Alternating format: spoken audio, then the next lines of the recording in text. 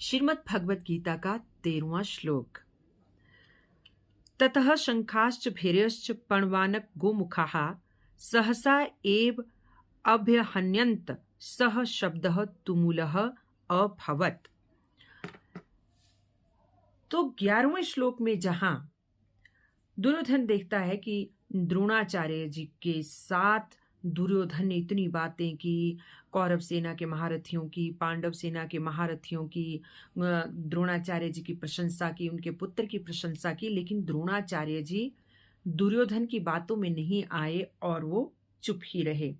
जब वो चुप हुए तो फिर दुर्योधन के मन में उनका जो उत्साह था वो भंग हुआ। तो 12वें श्लोक में जाकर जब भीष्म पितामह ने देखा कि द्रोणाचार्य जी का कोई प्रत्युत्तर ना पाकर दुर्योधन जो है वो हतोत्साहित हो गया है, तो वो दुर्योधन को प्रसन्न करने के लिए शंखनाद करते हैं। और 13वें श्लोक में ये है कि हालांकि भीष्म पितामह ने युद्ध की घोषणा के लिए शंखनाद नहीं किया था, ये शंखनाद उन्होंने किया था दुर्योधन को प्रसन्न करने के लिए।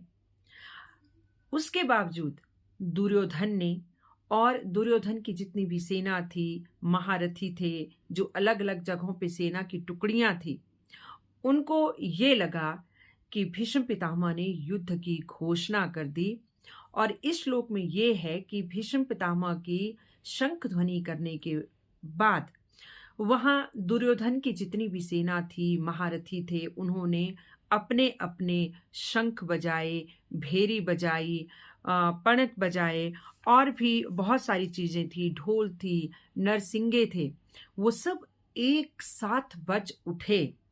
और इतनी एक साथ बजने से उनका इतना शोर हुआ, इतनी ध्वनि हुई जैसे सिंह की गर्जना होती है, बड़ी भयंकर ध्वनि हुई।